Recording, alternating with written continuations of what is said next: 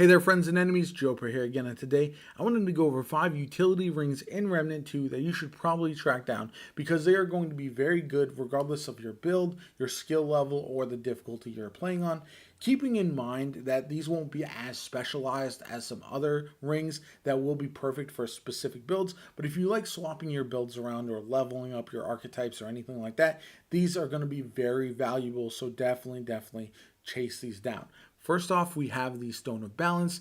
Increase all damage by 7%. Obviously, this is not the highest peak damage of any of the rings that you're going to get as a bonus, but it works no matter what build you're running. If you are swapping things around constantly, this one is going to be perfect because you'll never have to change it, set it and forget it, and just do extra damage all the time. Whether it's ranged, melee, handgun, does not matter. It's just going to be a flat bonus to damage. And I think that's very useful, especially if you're a newer player and you're not sure how certain rings are going to actually work with your build. This can be found on Yesha. Unfortunately, it is a random drop. Keeping that in mind, it is not easy to find, but if you do find it, definitely toss it on and see how you feel about it. Next up, we have the Sage Stone. Increases earned experience by 10%. Let me tell you how much of a slog it is leveling up your alternative archetypes. If you want to make that just a bit easier, toss this on.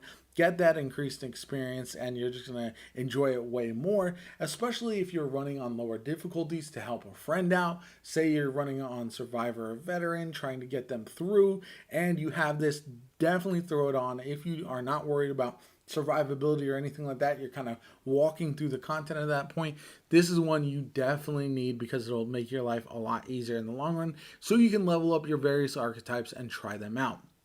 This one is again a random spawn on Yesha, so keep your eye open for it because it is very useful, especially as you get to the point where you are leveling up all of your various archetypes, which is so incredibly time consuming.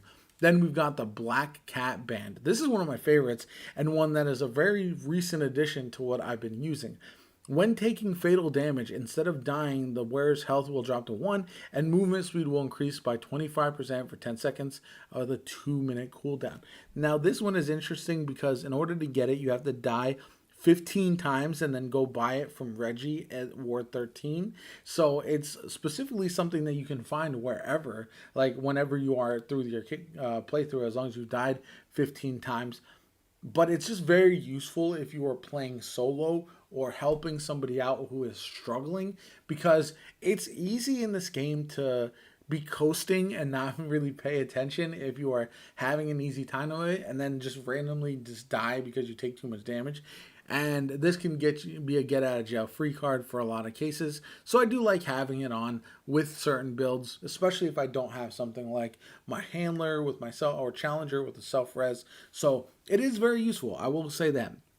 And I think a lot of people would benefit from having this because they're so focused on doing damage. Maybe they take a bunch of damage they don't see, yada, yada, yada, whatever the reason is. We all know that people are going to die in this game fairly often. If you want to prevent that a little more often, Black Cat Ring is for you. Black Cat Band is very good, so definitely check that out.